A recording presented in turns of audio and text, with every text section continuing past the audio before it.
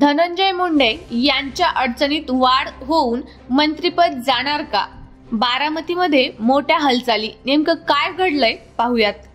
महायुती सरकारचे खाते वाटप शनिवारी संध्याकाळी जाहीर झाले. यामध्ये मुख्यमंत्री देवेंद्र फडणवीस यांना 5, एकनाथ शिंदे यांना 3 आणि अजित पवार यांना 2 खाती मिळाली आहेत. गृह खातं फडणवीसांनी आपल्याकडे ठेवलं असून अजित पवारांकडे अर्थ खातं कायम आहे, तर शिंदेंकडे नगरविकास आणि गृहनिर्माण खाती देण्यात आली आहेत. खाते वाटप जाहीर झाल्यावर राष्ट्रवादीचे नेते धनंजय मुंडे यांच्या विरोधात संतोष देशमुख यांच्या हत्या प्रकरणावरून अटक व्हावी आणि हकालपट्टी करण्याची मागणी होत आहे. अजितदादांनी आरोप होत असताना सुद्धा धनंजय मुंडे यांच्याकडे अन्न व नागरी पुरवठा खात्याची जबाबदारी दिली आहे.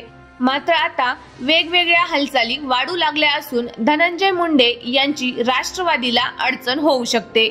बीड जिल्ह्यातल्या मस्साजोगमध्ये सरपंच संतोष देशमुख यांच्या हत्येप्रकरणी गुन्हेगारांचा नेता म्हणून धनंजय मुंडे यांची तात्काळ हकालपट्टी करून त्यांना अटक करावी अशी मागणी मराठा बांधवांनी उपमुख्यमंत्री अजित पवार यांच्याकडे केली आहे.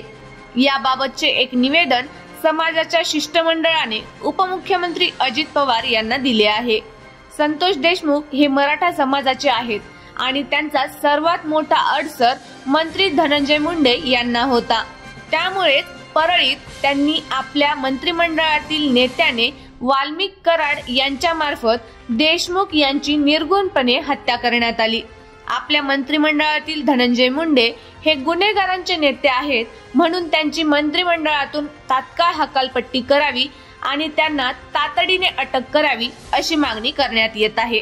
बीडमध्ये संतोष देशमुख यांच्या परिवाराची भेट घ्यायला गेलेल्या अजित पवारांना तिथल्या ग्रामस्थांनी धनंजय मुंडे यांना मंत्रिपद देऊ नये अशी घोषणाबाजी केल्याचं पाहायला मिळालं. अजित पवार यांनी या प्रकरणातील आरोपींवर कारवाई करण्याची ग्वाही देखील देशमुख कुटुंबियांना दिली. मात्र त्यांनी ग्रामस्थांशी कोणतीही चर्चा यावेळी केली नाही. त्यामुळे ग्रामस्थांनी यावर संताप व्यक्त करत भेट घ्यायला नसते आले तरी चाललं असतं अशी संतप्त प्रतिक्रिया यावेळी अजित पवार यांच्या विरोधात दिली आहे.